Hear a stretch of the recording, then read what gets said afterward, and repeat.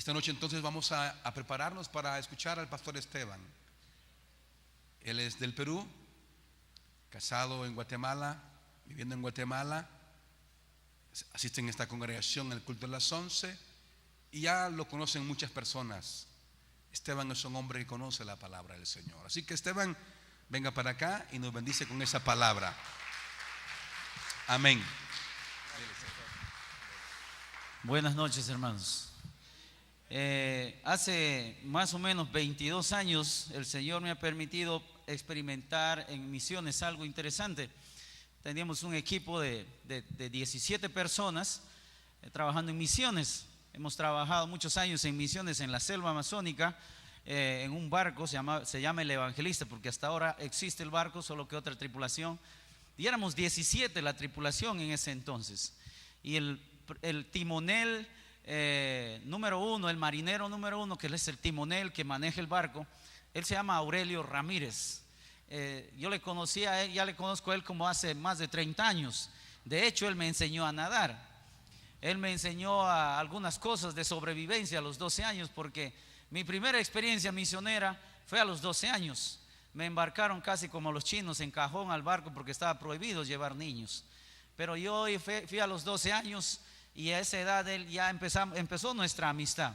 Cuando el Señor a los años me tocó ser capitán del barco, él seguía en el barco, Aurelio, como primer marinero de timón. Entonces, pero en uno de los viajes, hace 22 años, pasó un accidente. Él pisó una pequeña astilla en un pueblo ribereño, y él no le dio mucha importancia. De hecho, él era un hombre fuerte, él fue marino mercante, y cuando le entró la astilla en la planta del pie, él lo único que hizo fue buscarse un bisturí en el botiquín y agarró el bisturí, aunque usted no lo crea, le abrió un poco al hoyo donde le entró la astilla y se quitó la astilla que se había quedado dentro del pie. Entonces se quitó y no usó de anestesia, tampoco se suturó él, simplemente quitó la astilla. Y él me decía: Sebastián, bueno, Sebastián, esto ya está, me dice, pero para que usted tenga una idea, él ha pisado la astilla en el centro del pie. Pero como el barco es grande, y usted sabe, o no sé si alguna vez se subió a un barco, pero hay áreas donde hay óxido, y él pisaba óxido, y nadie dábamos importancia a eso. Así que a los 8 días, él amaneció, pero despertó y vino y dijo: buenos días, ¿cómo están? ¿Qué te pasa? Le dijo. Pues hoy día amanecí y no puedo hablar, no puedo abrir la boca. Así, mire, hermanos, no puedo abrir la boca, hablaba él así. No puedo decir nada, no sé qué me pasa. Nadie en la tripulación se daba cuenta de lo que le estaba pasando al 8º día. Era el 8º día. Y de hecho a él le falta todavía unos par de dientes por aquí. Y le decíamos: ¿y ahora cómo vas a comer? ¿Cómo vas a comer si en realidad tú no puedes abrir la boca? No hay problema, dice, yo sé cómo voy a comer. Agarraba los bananos, esos pequeñitos, y se los metía por ahí. Agarraba 10 bananos y se los pelaba y rin. Agarraba otro y rin. Y así comía. ¿Y cómo vas a masticar? No, los voy a licuar con mi lengua, decía, y los tragaba. Al 10º día ya no se movía. Estaba acostado en su camarote, duro. No sabíamos qué tenía. Y él empezó a convulsionar. Y no solo era parte del equipo de misiones, sino también era mi amigo. Agarramos la radio y empezamos a llamar: Mayday, Mayday, que nos manden una avioneta, porque estábamos a más de un mes de la ciudad. O sea, estábamos en una zona que se llama, en la selva amazónica, el Tapiche. Es un río afluente al Ucayali y es muy distante, no se puede salir fácilmente. De hecho, teníamos una embarcación auxiliar, pero no podíamos hacer nada. Y él convulsionaba, no hablaba, se sacudía, sus ojos se le volteaban y era una desesperación. Llamé al Instituto Lingüístico porque trabajábamos con ellos: mándenos una avioneta, y si no tenemos ni uno. Llamamos a MCM y no nos mandaron ni uno, Misión Suiza. Llamamos a todo el mundo, hasta la Fuerza Aérea, pidiendo que nos mande un avión que acuatice para sacarle al marinero número 1, y no había quien nos atienda. Entonces yo, como capitán, agarré la radio, aunque usted no lo crea, en mi desesperación, en la crisis, yo empecé a decir barbaridades y les dije: hijo de la llorona, mándenme a alguien porque se me muere un miembro de mi tripulación. Y empecé a decirles cosas a la gente y le decía: se muere mi hermano, se muere mi amigo, necesito que me manden una avioneta. Y en eso que yo estaba diciendo a quien me escuche y que me mande una avioneta, alguien entró a la frecuencia y me dice: hermano, tranquilo, tranquilo, tranquilo. Así como le escucha, tranquilícese, tranquilícese. Con usted está el Señor, con ustedes está el Señor. Lo que el hermano tiene al parecer es síntomas de tétano. Y si no ha muerto en 10 días, no va a morir. Espéreme, llego en 45 minutos. ¿Y quién eres tú? Le digo: mi nombre es Luis Mayora, soy piloto de la Fuerza Aérea Comercial. Estoy acuatizando ahí en 45 minutos, deme la coordenada. Les dimos la coordenada y aunque usted no lo crea, cabal, en 45 minutos él estaba acuatizando. Lo sacamos a él desde la embarcación, le subimos a la avioneta. Yo fui con él en la avioneta. El piloto, él tirado ahí como un tronco duro, convulsionando, no paraba de convulsionar y convulsionaba y convulsionaba. Volamos 1 hora, llegamos al aeropuerto, a un hospital flotante que se llama el Amazonas. Lo pusimos ahí y él fue atendido. Estuvo hospitalizado 6 meses.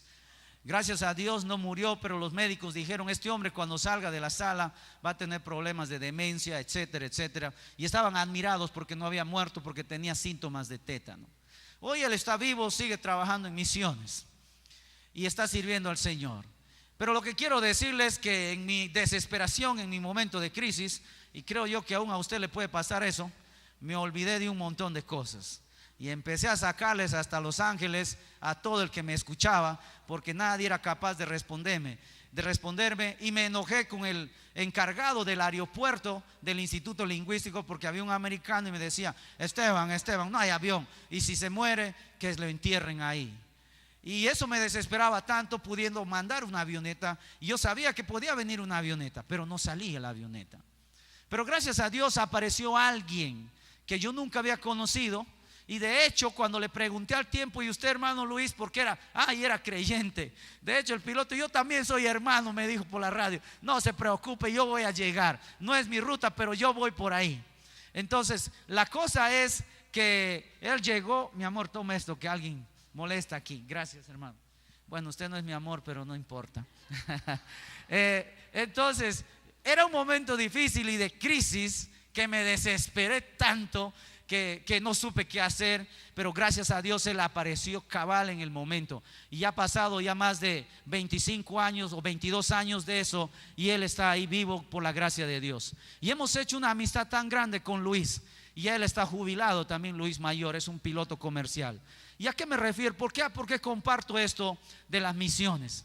Cuando uno va a Primera de Reyes, capítulo 17, y al parecer vamos a seguir hablando de Elías, porque creo que estos días usted está escuchando de Elías. Primera de Reyes, capítulo 17, encontramos a un personaje. Vamos a leer los primeros versículos para que usted se ubique en quién era ese personaje.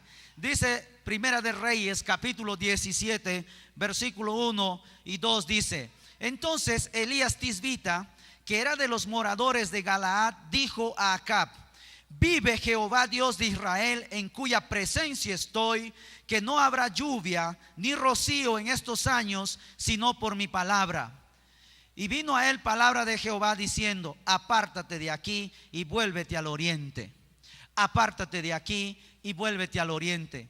Elías, al parecer, en un momento crítico de la historia de Israel, aparece. En un momento difícil de la historia de Israel, aparece como un relámpago. Como este hermano que estaba desesperado en la radio gritando: Mayday, Mayday, mándenme una avioneta que se me muere el marinero número 1. Y como no, los que me respondían me decían: no hay avioneta, sepúltelo por ahí. Entonces alguien entró y dijo: hermano, tranquilícese, tranquilícese, no va a morir, él tiene tal cosa, pero yo voy por usted a ayudar. Y cuando escuché, en realidad no me tranquilicé hasta ver que el avión aterrizó, y di gracias a Dios. Nos pusimos de rodillas en la embarcación y dimos gracias a Dios por el avión que aterrizaba para sacar a nuestro hermano y misionero de ese lugar. Y así como en ese momento de crisis, Israel estaba pasando un momento de crisis, no quizás por asunto de salud, No encontramos aquí un problema de salud. No había quien se esté muriendo de tétano en este contexto. La crisis era una crisis espiritual, era una crisis moral. ¿Por qué digo crisis? Cuando uno lee el contexto, dice el versículo 29 del capítulo 16 que había comenzado a reinar Acab, hijo de Omri, sobre Israel en el año 30 y 38 años.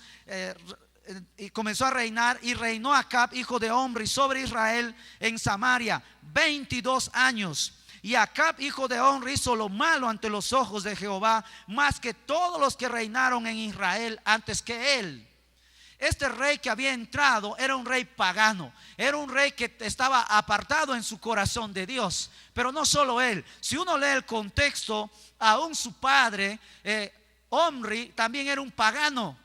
Si uno lee el contexto, también su bisabuelo era pagano, su abuelo, porque Zimri también era su abuelo y era pagano. Pero también su bisabuelo Baasa era pagano. O sea, su padre, su abuelo, su bisabuelo eran paganos, eran idólatras. Y si usted lee bien la palabra del Señor, dice que ellos se complacían en hacer lo malo.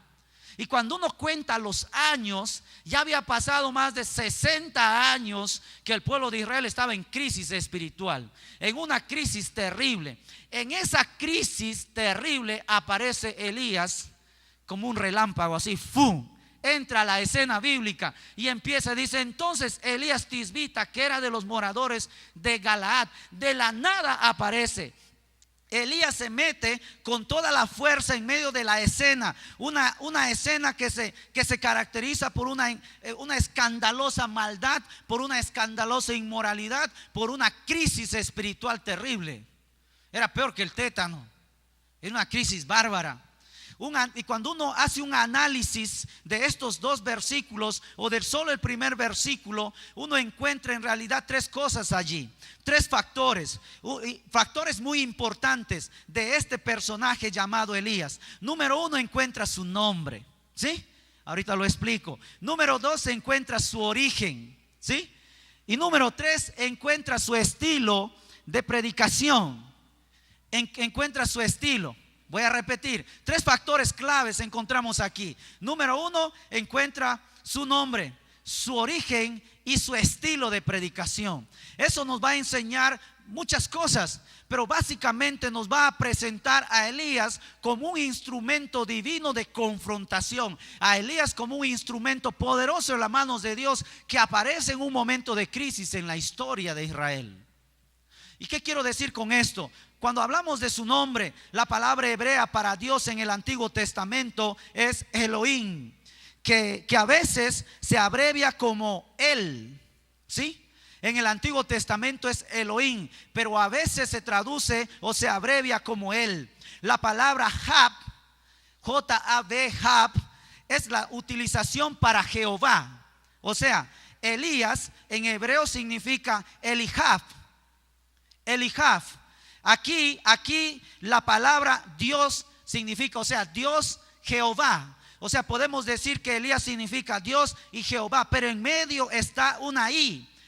La I en medio es mi. La I en el hebreo es mi. O sea, estamos hablando de El Jab, pero como en medio hay una I, entonces Eli Jab, pero Eli es mi. Entonces el nombre de Elías aquí tiene un significado, y lo que significa o quiere decir es: mi Dios es Jehová, o el Señor es mi Dios. Eso significaba Elías. Y de hecho, cuando el texto empieza diciendo entonces Elías Tisbita, presenta una característica importante que se describe de Dios a través de este personaje, a través de este instrumento. Define que Dios para este hombre era un Dios personal, y por ende su nombre describía a ese Dios personal. Describía a ese Dios personal en quien él creía y que le estaba comisionando. El hecho que Acab y Jezabel adoraban a Baal ponía en evidencia que toda la nación misma adoraba a Baal, que toda la nación. Pero al conocer el nombre del profeta, su nombre mismo ponía de manifiesto su rechazo, su proclama. O sea, su nombre pone de manifiesto su rechazo a la adoración que ellos hacían, pero también al mismo tiempo su proclamación. O sea, el nombre de Elías describía lo que él proclamaba como hombre de Dios. Mi Dios es Jehová. O sea, mi Dios es Jehová, que no tiene nada que ver con el tuyo. Por lo tanto, mi nombre mismo define mi proclamación. Y de hecho, al mencionar el texto eso, está describiendo la calidad de su proclamación, la calidad de lo que él comunicaba. Mi nombre es Jehová, yo soy siervo de él. Y de hecho, cuando él se presenta, dice: Elías Tisbita, morador de Galaad, dijo: vive Jehová Dios de Israel, en cuya presencia estoy. Cuya presencia estoy. No solo su nombre describía su proclama, sino también lo que él decía y dónde vivía. Usted puede decir: ¿y eso qué? ¿Qué tiene que ver conmigo? Pues mi nombre es Esteban y no tiene nada que ver con proclama. No sé cuántos de ustedes se han preguntado o se han interesado en querer saber el significado de su nombre. No sé. Un día estaba buscando algo por ahí. Mi esposa, su apellido es Berganza Argueta, y miraba por ahí en unas traducciones que tienen los españoles, por ahí averiguando 2 que 3, y descubrí que la palabra Berganza viene de un término de latín. Es una palabra, un apellido compuesto que habla de una hierba, pero también que habla de alguien vengativo, de una hierba que crece en cualquier lado y que alguien que es muy vengativo. O sea, si la hierba crece en cualquier lado, pero que hace daño. Híjole, dije, el nombre del apellido es Berganza, eso está mal. Imagínense, hágase la idea. Digo, esta cosa está seria. Pero no le dije a ella: ahorita se está enterando. Pero muchos de nosotros en realidad poco o nada nos interesa el significado de nuestro nombre, ¿verdad? Algunos pueden decir: no, pues a mí me pusieron Guadalupe porque la virgencita se llamaba así y mis padres eran recontracatólicos, entonces hoy no puedo cambiar. Yo como una hermana en mi iglesia, su nombre era Lola. Y en la iglesia pues todos le decían hermana Lolita, y toda su vida fue la hermana Lolita. Y nadie en la iglesia sabía por más de 40 años que no le gustaba que le digan Lolita. Y un día llegué y de años, y le vi a la hermana ya grande, más de 50 años, y le digo: hermana Lolita, ¿cómo está usted? Espérese, siervo, espérese, me dice. Rechazo esa palabra, me dice. No, pero usted no es Lola, pues. Entonces de cariño le digo: no, ya no soy ni Lola ni Lolita, me cambié, entré a juicio con el Estado y le gané. Ahora me llamo Haris. ¿Qué? Le digo: sí, me llamo Haris. Así que de ahora en adelante llámame Haris. Y de hecho aquí en la iglesia todo el mundo ya sabe, solo usted no sabía. Pero también, igual que usted, de seguro no van a quererme decir Haris, van a seguir con la palabra Lolita. Y eso suena, ya sabe a qué, me dice. Ya sabe a qué usted, ¿verdad? Y yo le digo: ya sé a qué. Le digo: a esos que están en la esquina, Lolita, no me diga eso, porque yo no soy eso.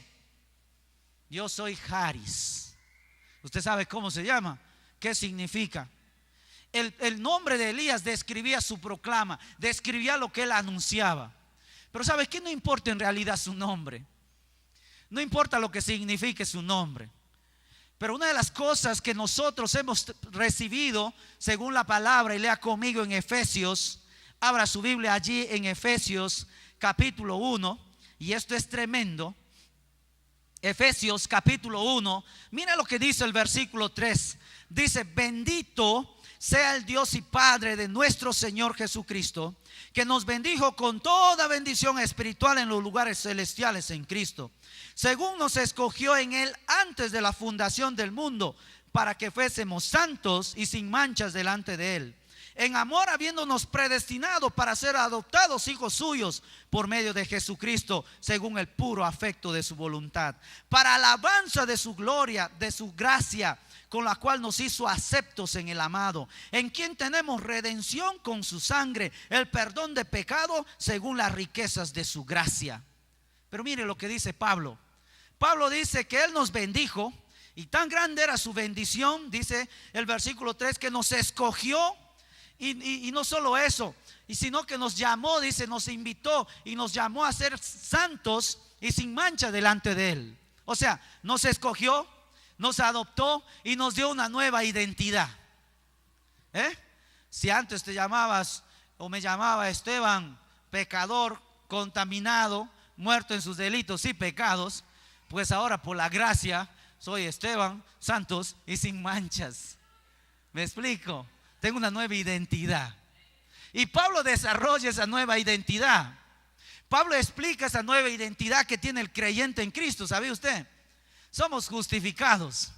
De hecho, esa es una identidad que nos da el Señor, una identidad nueva. Por eso dice Corintios: de modo que si alguno está en Cristo, es nueva criatura. Las cosas viejas pasaron y aquí todas son hechas nuevas. Y de hecho, usted tiene una identidad tan nueva que ha sido proclamada. El versículo 3 dice: bendito sea el Dios y Padre de nuestro Señor Jesucristo, que nos bendijo con toda bendición espiritual en los lugares celestiales. ¿Qué quiere decir eso? Para hacerle más fácil, el día que usted aceptó a Cristo como su Señor y Salvador, imagínese, Dios Padre lo tomó como hijo. Cuando usted entregó su corazón a Él, lo puso a su diestra. Eso dice el capítulo 2 de Efesios. Lo puso a su diestra, pero hizo una proclama, y dijo: de ahora en adelante, este Señor que está aquí es mi hijo. Dice que nos bendijo con toda bendición espiritual en los lugares celestiales.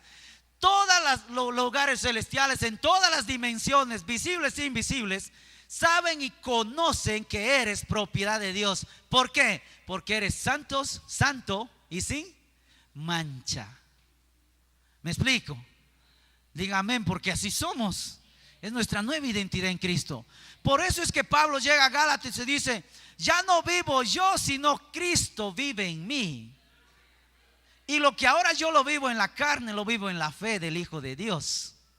Pablo dice: tenemos que ser cartas abiertas para que la gente vea a Jesús en ti, vea a Cristo en ti, y a través de nuestro estilo de vida la gente pueda conocer, o sea, tu nombre, tu estilo pueda proclamar lo que tú crees, lo que tú eres.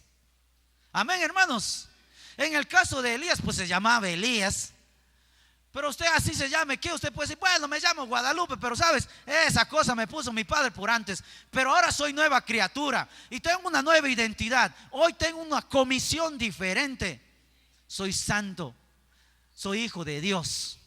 Tengo un compromiso de proclama, de anunciar. Pero no solo eso, hermanos. Si uno sigue leyendo, encontramos el tercer factor. Ahí vuelve hacia Reyes. ¿Y cuál era ese tercer factor? Dijimos su nombre, número 1, y luego su origen. Fíjense lo que dice el versículo ahí: Elías Tisbita, que era de los moradores de Galaad, era de Tisbe y estaba en Galaad.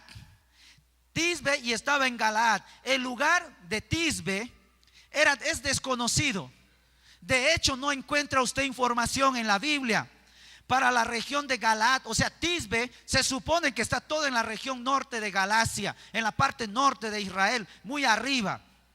Ahora bien, el hecho de mencionar de Galaad y no encontrarlo, describe que era un pueblo o una aldea totalmente aislada, y que la gente por ende llevaba una vida nómada, al aire libre. Se cree que la gente de tez era de tez oscura, o sea, era morena, quemada por el sol, medio oscuro así. Y quiere decir que la gente allí, por el hecho de vivir en el campo, no tenía educación, o sea, no conocía nada de diplomacia. De hecho, no sabía ni saludar ni decir buenos días. Se levantaba, bostezaba y eso era lo mejor que le salía. Y eso define su poca educación. Y razón entonces tiene la palabra al decir Elías Tisbita, que llega a la presencia del rey y no dice: vive rey. No, él entra a la presencia del rey. Si usted lee bien el texto, era tan igualante y tan irrespetuoso que entró y dice: vive Jehová en cuya presencia estoy. Y pum, pum, pum, pum, pum. No encuentra saludo. Este cuate era tosco, al parecer ignorante, sin información, hombre de campo, rústico. Algunos describen a Elías como fornido por la geografía, que de donde él venía. Pero en realidad era un hombre rústico, un hombre de campo. Imagínense un hombre de campo. A mí me ha tocado conocer gente en mi país de la parte andina, de la sierra de Perú, que trabaja en el campo por generaciones. Y cuando uno toca sus manos, trabajan con la yunta ahí empujando el buey y trabajando la tierra. Uno le toca sus manos, te va a saludar. Mire, sus manos parecen esas llantas de 4x4, así todo duro. y sus pies así, sus dedos todos separados, y usan yankee, le llaman esos zapatos de llantas que hacen yankee, le dicen, se ponen, pero mandan a hacer algo especial para que no les aplaste el dedo. Mire, estuve en la selva en Perú y una vez un grupo de nativos me dice: pastor, vamos a cazar venado. Y como yo les vi que ellos iban desnudos y sin zapato, yo estaba lavando mi ropa en la orilla del río en una balsita y en calzoncillos, imagínense, y dije: estos se van desnudos y sin zapato, entonces van por camino. ¿Qué cree que hice yo? Dejé todo y mira, así me fui detrás de ellos. Y ellos iban corriendo y de repente vi que había un ñejillal, se llama. Ñejilla es una parte tipo palmera con unas espinotas así, desde casi la raíz hasta todas las hojas. Y sin darme cuenta estaba en medio y hoy no podía caminar. ¿Por qué? Tenía más de 100 espinas en cada pie. Y me quedé ahí quieto, mire, y les dije: muchachos, espérenme. Es porque yo estaba perdido. Espérenme, mira. Ya, nadie me hacía caso. Y ellos corrían como que estaban corriendo en asfalto. ¿Y sabe cómo me sacaron de ahí? Cargando, así chineado, como dicen aquí. Me llevaron a la orilla riéndose todo el mundo y me sacaron con una pinza las espinas, mire. Y mi pie se hinchó. Oiga, le digo: muéstrenme sus pies ustedes, mira, nada de espina, nada, limpio, amarillo, lleno de callo, duro. Las espinas sufrían en sus pies. ¿Se da cuenta? Hombres rústicos, hombres de trabajo. Yo le aseguro que si usted, algunos de nosotros agarramos escoba, nos sale ampolla, agarramos algo, un sable, ampolla. Me explico, hasta para picar la cebolla o pelar la papa nos sale ampolla, porque no tenemos costumbre. O sea, no estamos hechos para eso, pero ellos son del campo. Entonces, imagínense a Elías, un hombre rústico. Él entra delante del rey: vive Jehová en cuya presencia estoy, que dice, y pum, pum, pum. No dice: excelente rey, mire, yo vengo a decirle de una manera así bonita, no que el Señor te dice que si yo... Nada que ver, hermano, nada que ver. Un hombre rústico, sin formación. Se piensa por eso que Elías tenía un aspecto tosco, ordinario, duro, intratable. Algunos piensan, de acuerdo a la realidad que vivía, que era tan tosco, pero tan tosco y mal educado.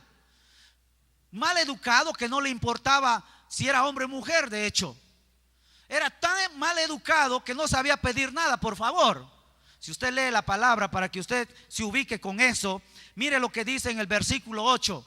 Dice el versículo 8: vino luego a él palabra de Jehová diciendo: levántate, vete a Sarepta de Sidón y mora allí. He aquí, yo he dado orden allí a una mujer viuda que te sustente. Entonces él se levantó y se fue a Sarepta. Y cuando llegó a la puerta de la ciudad, mire aquí lo que dice: he aquí una mujer viuda que estaba allí recogiendo leña. Y él la llamó y le dijo: te ruego que me traigas un poco de comida, por favor, y un vaso de agua de horchata para tomar. Por favor, tráeme. Así dice. No, hermanos, qué conchudo, ¿verdad? Usted le daría: hey, señora, tráigame un vaso de agua y traiga, que sea helado, por favor. Ni por favor, hermanos. Este era, como dice aquí en Guatemala, chambón. Una mujer viuda. ¿Qué haría usted con una mujer viuda recogiendo leña? Usted tal vez iría, ¿no? A ver, señora, yo te ayudo, mire, va a llevar esto a su casa. Va, yo le ayudo pues, pero me da un vasito de agua, por favor, después, ¿sí?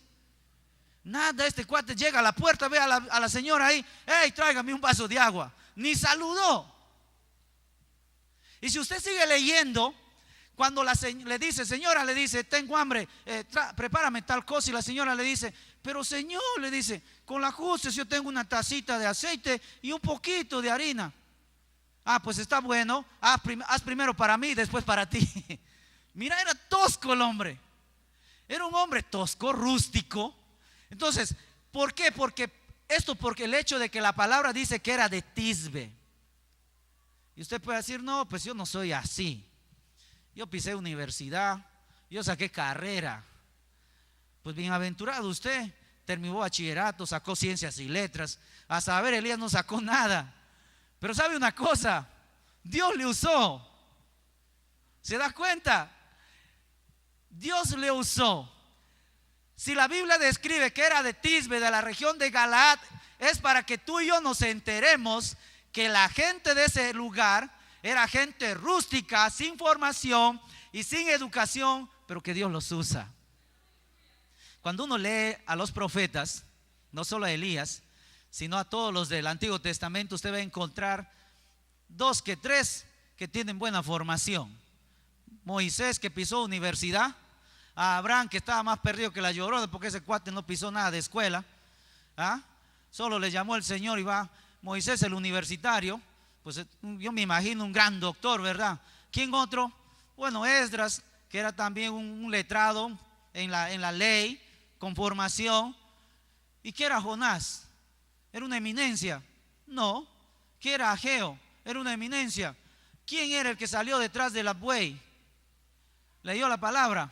Cuando uno de los profetas dice: mira, Dios me llamó detrás del buey, estando yo arando. ¿Quién era? Eliseo, hermanos. Eliseo era un hombre de campo también. Dice que estaba arando y llegó el profeta Elías y le echó solo el manto así, y como que reaccionó y dice: ¿qué tienes? ¿Qué te pasa? Y siguió caminando Elías y tuvo que ir detrás de él. Gente de campo. ¿A quiénes llamó el Señor Jesús? Pescadores. Gente sin formación. ¿Sabe, hermano? En las manos del Señor no importa tu formación, pero si tienes la oportunidad de prepararte, amén, gloria a Dios. Dios te va a usar tal cual eres. Dios te va a usar tal cual eres, y Dios te va a dar las palabras. Yo tengo un hermano menor. De hecho, en la casa le decíamos ametralladora. Así le decíamos. ¿Por qué? Porque él desde pequeñito era tartamudo. Cuando lloraba, papá decía, no, híjole, así creció y todo decía, ahí viene la ametralladora, le decíamos. Todos le decíamos para decir algo tenía que decir unos 10 y pum. De veras, era tartamudo mi hermano. Un día lo vamos a traer aquí para que usted le conozca. Y fíjese, cuando el Señor le invitó al ministerio, un día llega a mi oficina y me dice: Esteban, yo creo que Dios se equivocó conmigo. Como así le digo, ¿cómo yo voy a hablar pues? Yo no puedo. Y si contigo aquí, mira. Y si subo al púlpito, imagínate. Va, pues vamos a hacer una práctica. Súbete al púlpito y yo me siento y tú predicas. ¿A ti solito? Sí, le digo. No, me dice. Se subió al púlpito y se quedó mirándome. Y le digo: ya empieza tu mensaje. Y salió. Oye, le digo, vuelve al púlpito. Estamos practicando. Y me quedó mirando y empezó a llorar. Ven aquí, le digo. Nos sentamos en una banca en la iglesia y oramos. Y dije: Señor, aquí está mi hermano.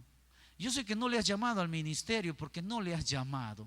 Él sabe y yo sé. Pero Él quiere servirte. Señor, haz una obra en su lengua. Quita su tartamudez. Que empiece a hablar, Señor. Que hable bien. Que empiece a hablar y hable bien. Dale valor. Y empezamos a orar ahí juntos. Y él llorando y llorando. Él era adolescente.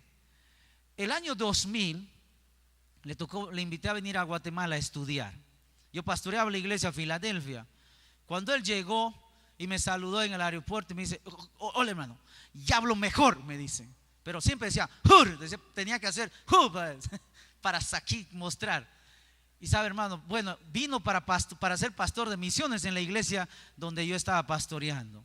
Y entró a ser pastor de misiones. Y le dije: este año vas a predicar cada mes, una vez al mes. Y sabe una cosa, hermano, empezó a subir al púlpito y yo me quedaba así sorprendido. Nada de tartamudeo. Y le dije: ¿desde cuándo estás así? Desde que oramos. Dios hizo una obra en mí. Hoy, si usted le escuchara hablar, nadie sabe que fue tartamudo. ¿Sí? Nadie sabe que fue ametralladora. Hoy es ametrallador para el Señor. No tartamudea. Predica la palabra.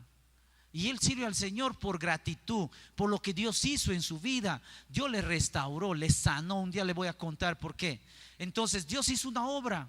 Sabe, hermano, muchos de nosotros tenemos problemas. Nos sentimos incapaces que Dios nos pueda usar. Con el jefe, con el compañero de trabajo, con alguien que quizás un vecino mal hablado, no sé.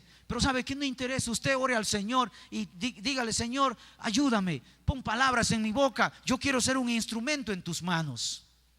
Quiero ser un instrumento en tus manos. La tercera y última cosa que quiero mencionarle, número 3, otro tercer factor aquí, es su estilo. Mire su estilo. Dice: entonces Elías Tisbita, que era de los moradores de Galaad, dijo a Acab, o sea, Acab, rey de Israel: vive Jehová, Dios de Israel, en cuya presencia estoy, que no habrá lluvia ni rocío en estos años, sino por mi palabra. Vive Jehová, Dios de Israel, en cuya presencia estoy, que no habrá lluvia en Israel, si no es por mi palabra. Su estilo: se presenta de pronto ante el rey, sin vacilación, sin temor y sin ninguna distracción. De frente a ser conciso, preciso y macizo. Hasta el momento ya son 60 años en Israel de incredulidad, de homicidio, de idolatría, de iniquidad. La gente se había apartado del Señor totalmente. Elías entra a la escena declarando a sí mismo como un siervo de Jehová, pero diciéndole: no habrá lluvia en Israel. Un mensaje tajante, claro, directo al corazón, sin vueltas. Hay gente a veces que dice: oiga, usted es diferente a los demás. ¿Qué es usted? Otro día te cuento. Pasa el día: mira, vamos a tomarnos una soda. ¿Qué es usted? ¿Por qué se le ve diferente? ¿Por qué? Y ahí uno: pues sí, no, es que a mí me criaron así, bla, bla, bla, bla. Nunca dices por qué. Hasta que de repente alguien se acerca y dice: mira, por ahí me dijeron que usted es evangelio, usted es evangélico, usted es un aleluya, ¿es cierto? Ah, sí, soy evangélico. ¿Y por qué nunca lo ha dicho? ¿No será eso porque usted es diferente? O a veces hay gente que viene, se sienta con usted y le cuenta su problema y está dale y dale, y usted escuchando, y empieza a llorar y empieza a llorar, y usted escuchando. Ánimo, le dice, sigue adelante, los problemas van a pasar. Pero en ningún momento le dice: mira, yo soy cristiano, yo quiero orar por ti. No decimos eso, no somos directos ni tajantes. Tenemos que usar el estilo de Elías, ser claro y decirle: mire, yo tengo una solución, se llama Jesucristo. Se llama Jesucristo. No sé si le conté, pero el año pasado entré a trabajar con una organización. Llevaba creo 2 meses ahí. De repente recibo una carta que decía así: fulano de tal, se le comunica por este medio que usted está despedido porque su nivel académico, su capacidad profesional, no sé si a usted le despidieron por eso, pero a mí sí, su capacidad profesional y bla, bla, bla, bla, es demasiado para lo que la institución requiere. Por lo tanto, se le despide. A mí me despidieron así en una organización. Y abajo, y le felicitamos y le damos una consta. Mire, me sacaron con cohetes y en alfombra roja. No sé si a usted le despidieron así. Y eso, y hablé con mi jefe inmediato y le digo: ¿y por qué me mandaron esta carta de reconocimiento pero también de despido? Es que el director nacional dijo que no puedes estar aquí. ¿Y qué es la razón? Creo que es porque tú eres evangélico, tú eres pastor. Y en la plática dijo: mira, él es un siervo de Dios. No hablé mucho con él, pero lo vi. Y es una amenaza para todos aquí, porque los siervos de Dios en mi país, le dijo, rapidito crecen y van subiendo y hasta mi puesto está en peligro. Así que mejor le despedimos. Fíjese, y le dije: ¿y de dónde sacó el director nacional ese? Porque para ser director nacional pues hay que ser trilingüe. Le dije: él habla francés, alemán, inglés, bueno, aparte el español. Yo con la justa hablo el español, le digo. Yo para llegar ahí tuviera que aprender 3 idiomas. Pues no sé. Pero antes que te vayas, hermano, yo quiero que ores por mí, me dijo la directora. Y abrió su corazón y empezó a contarme y entregó su vida a Cristo. Hoy somos buenos amigos. De hecho, me invitó a trabajar otra vez en el área terapéutica. Hoy voy a empezar el próximo mes, pero así 2 días a la semana. Pero sabe una cosa interesante, lo que hace el Señor. yo me senté luego con alguien cerca del director y le dije, ¿por qué hizo eso conmigo?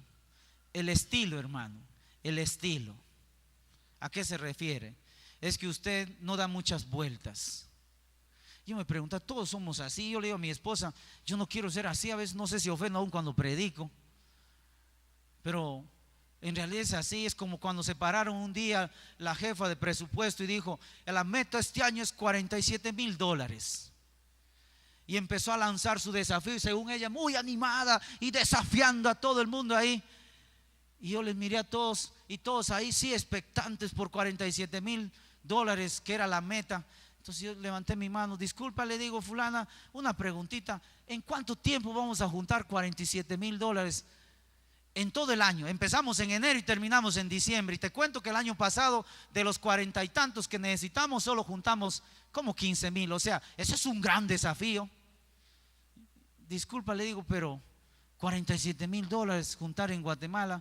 Yo creo que uno de esos que vende flores en la esquina o tira globitos así, y también esos conos, yo creo que hace más que eso, le digo.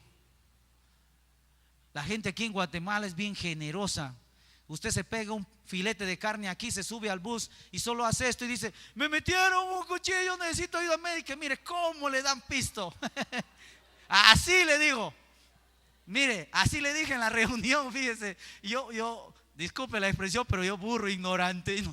Yo estaba quemándome solito y dije, solo se pone un filete aquí y ya se dice, mire, me metieron un cuchillo. Aquí somos 40, le digo, si cada uno se pone un filete, juntamos en un mes los $47,000. ¿Se da cuenta? ¿Y qué dijo? ¿Qué? La señora se fue y dijo, despidan a ese peruano. Eso fue la primera pedrada, porque me despidieron. ¿Se da cuenta? Y dice, ese hombre tiene tanta fe. Pero yo digo, no necesitamos fe, solo un filete. Solo un filete. Ese es todo lo que necesitamos. ¿Sí? Y después vino otro y dice, va, si no se pone un filete, pues ¿qué hacemos? ¿Cuántos empleados tiene la empresa? Tiene la organización, 500 a nivel nacional. Ok, 500, le digo, ¿qué hacen esos 500? ¿Cuántos ganan? Tanto, tanto, tanto. Ok, de los 500, que cada uno dé quincenal 100 quetzales.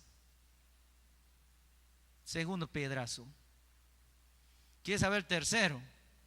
El tercer piedrazo fue decirle a alguien cerca al director también, ¿para qué vamos a ir a los centros comerciales a poner una casita como esos que usted ve en Hiperpais y esperar que la gente meta moneditas cuando en realidad no mete?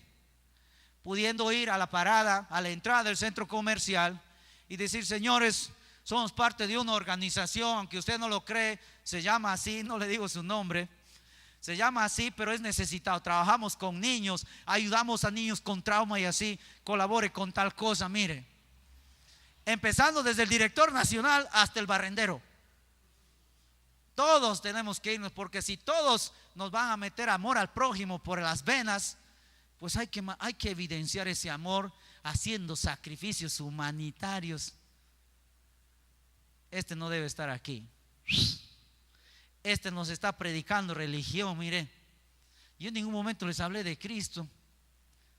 Sabe, muchos de nosotros estamos quietos. Manifiesta su identidad. Hay cosas bien comunes, pero a veces perdemos. Sabe, hermano, de todo este aspecto aquí, uno aprende muchas cosas. Cuando uno está en este mundo, en realidad uno tiene que aprender a enfrentar solo este mundo. Mire lo que dice Ezequiel capítulo 22. Ezequiel capítulo 22. Abra su Biblia allí. Ezequiel el capítulo 22. El versículo 30. Deberíamos saber ese texto de memoria, ¿verdad? Ezequiel 22, 30. Mire lo que dice. Y busqué entre ellos hombres que hiciesen vallado y que se pusiesen en la brecha delante de mí a favor de la tierra, para que yo no la destruyese, y no lo hallé. Sabe, hermano, Dios está buscando hombres hoy en día que se pongan en la brecha. Elías fue un héroe auténtico. Elías era un héroe auténtico, y de hecho es un héroe de la fe. Está en Hebreos 11.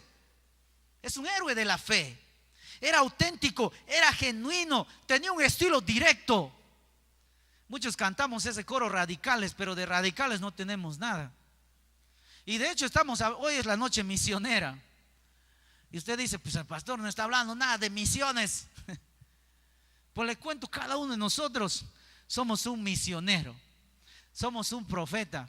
Y si usted no lo cree, lea Pedro, dice, nosotros somos nación santa, ¿qué más? Real sacerdocio, pueblo escogido, para anunciar ¿qué cosa? Las virtudes de aquel que nos llamó de las tinieblas a su luz admirable. ¿Qué función sacerdotal cumplimos? ¿Qué función profética cumplimos? Nos encanta que nos den palabra profética, pero no somos profetas. El mundo está en crisis, una crisis diaria. La gente afuera de nuestras iglesias se están desangrando, se están yendo al infierno. Día tras día se muere gente sin Cristo. ¿Cuándo ha sido la última vez que usted salió a hacer evangelismo? ¿Cuándo ha sido la última vez que usted visitó la cárcel? ¿Cuándo ha sido la última vez que usted visitó un asilo de ancianos? ¿Cuándo ha sido la última vez que salió a visitar a los enfermos, a las viudas? ¿Cuándo, hermanos? Dice la palabra que el Señor nos va a preguntar, nos va a decir, mira, perdiste tu chapita, tu premio, porque no me visitaste cuando estuve enfermo. No me visitaste cuando estuve en el bote, ni cuando estuve en el hospital. Y nosotros, pero Señor, ¿cuándo estuviste en el hospital? ¿Cuándo estuviste en el bote? Por cuanto no hiciste a uno de estos, a mí me lo hiciste. Sabe, hermanos, nosotros tenemos una función profética de predicar la palabra. 3 lecciones claves aquí. Número 1, Dios busca personas especiales en tiempos difíciles. Dios está buscando gente especial en tiempos difíciles. Dios busca hombres de determinación, hombres que quieran ponerse en la brecha en medio de esta crisis difícil. Gente que esté determinado a hacer las cosas, a sacrificar su tiempo, su palabra, su dinero. Número 2, la segunda lección es que los métodos de Dios son a menudo sorprendentes. Son sorprendentes, ¿por qué? Porque Dios no levanta un ejército ni hombres brillantes. Dios usa gente sencilla. Dios usa gente sin formación. Gente sencilla.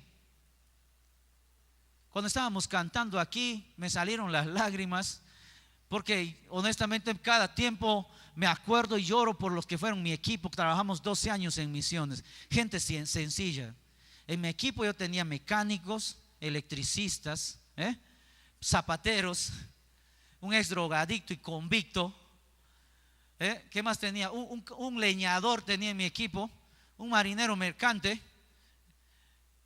Todo eso era mi equipo. No había ningún gente con títulos universitarios, nadie. Era gente sencilla. Pero cuando abría la palabra y agarraba el micro, mire, hasta las moscas temblaban y la gente se convertía. Era gente que nos levantamos a orar 3 de la mañana, 4 de la mañana orando, Señor, vamos a llegar a este pueblo, danos ese pueblo, Señor. Y Dios nos lo daba. Sabe, hermano, los métodos de Dios son a menudo sorprendentes. Muchos no se sienten capaces de hacer cosas para Dios y que no están calificados para hacerlo. Los retos no nos atraen, deberían atraernos. Hay grandes retos. Hoy vivimos en una selva urbana. Hoy vivo en una selva urbana. A mí me encanta la selva y extraño mucho la selva. Y de hecho voy a viajar de aquí a unos días a Perú. Y usted no tiene idea. Y dije, voy a ir a meterme a lo más recóndito del Amazonas con mi carpa ahí. Voy a escuchar los grillos, a todos los animales. Voy a quedarme un tiempo. Yo crecí en medio del monte. Y estar en medio de la ciudad aquí escuchando. No escucho grillos, escucho problemas, clavos, necesidades. Y hay que acercar, ayudar, atender. Tercera lección que se aprende de Elías. Estamos parados frente a Dios, hermanos. Estamos parados frente a Dios. Cuando estamos parados solos en la brecha, nos encontramos parados frente a Dios. Usted y yo estamos frente a Dios. Vivimos en la presencia del Señor de manera constante. Y Dios ve cómo estamos. Y como Él ve, Él es testigo de lo que hacemos. Él nos ha dado un territorio. Nos ha dado nuestra familia, los más cercanos, los más lejanos. ¿A cuántos les hemos predicado? Nos ha dado nuestro vecindario, nuestro campo de acción laboral, nuestros compañeros de trabajo, choferes, amigos, secretarios, barrenderos, cercanos allí. Si usted tiene negocio, puede regalar una literatura, decir Dios le ama, un folleto, algo, hacer obra misionera y Dios le va a bendecir. Hermanos, vivimos en la presencia del Señor y es tiempo que reconozcamos que vivimos en la presencia de Dios y por lo tanto nosotros tenemos que cumplir la misión de Dios ahí donde está. Ahí donde está tenemos que cumplir esa misión. Amén, hermanos. ¿Qué estamos haciendo? Es tiempo que cumplamos nuestra función y demos testimonio. Póngase en pie. Vamos a orar. Amantísimo Padre Celestial, Señor y Dios, te damos gracias. Gracias porque, Señor, aquí estamos un grupo de tus hijos reunidos aquí, Señor, para conocer un poco más de tu siervo Elías, para entender más de tu siervo de Tisbe, un hombre tosco, rústico, un hombre de campo, pero un hombre poderoso en tus manos, Señor. Padre, yo no conozco la vida de mis hermanos aquí, no sé dónde se mueven, dónde trabajan, dónde viven, pero allí donde están, Señor, te pido en el nombre de Jesucristo que tú los uses para tu gloria y para tu honra. Que, Señor, tú les recuerdes que ellos viven en tu presencia de manera permanente y que eso les estimule, Señor, a ser personas de impacto, de transformación en ese lugar. Dios, que este año tengan una meta consistente de ganar gente para el reino tuyo, Señor. Yo no sé cuántos han ganado hasta aquí, pero gracias por darme el privilegio, Señor, de ya haber ganado algunos de enero a la fecha. Yo te alabo, Señor, por eso. Pero no sé cuántos aquí podemos decir: yo he ganado para mi Señor, para el reino, tantas almas hasta aquí. Cualquiera que sea, hombre, mujer, niño, grande, pequeño, anciano, no importa. Pero, Señor, yo te pido en el nombre de Jesucristo que tú derrames una unción fresca de tu presencia en la vida de cada uno de ellos, para que ellos puedan abrir su boca y dar testimonio de ti en el lugar donde tú los has puesto. Glorifícate, Señor, en sus vidas. Y que puedan pasar aquí y decir un día: yo he ganado este año 5, 6 o así sea, un alma para el reino de Dios. Y Dios, puedan experimentar ese gozo pleno que uno siente cuando trae una alma a tus pies, Señor. Gracias, Dios, por este tiempo. Bendigo tu iglesia en el nombre de Cristo Jesús. Amén y amén. Dios les bendiga, hermanos. Ocupe su lugar.